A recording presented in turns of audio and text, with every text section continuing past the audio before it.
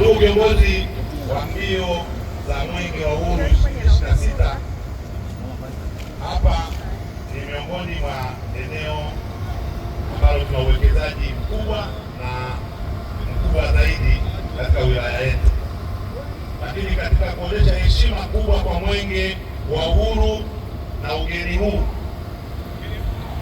wewe kiongozi pamoja na wakimbiza mwenge kitaifa,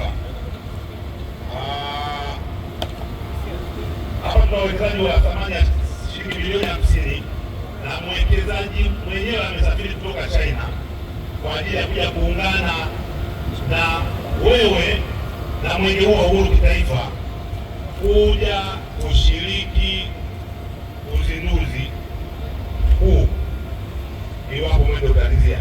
Kwa hiyo kabla sijakukaribisha, nataka niombe tu kwamba apunge mkono mtambue mkurugenzi na ambaye ndio mmiliki wa hii Permanent Minerals. May you wave your hand please? I don't know if you know English. Okay.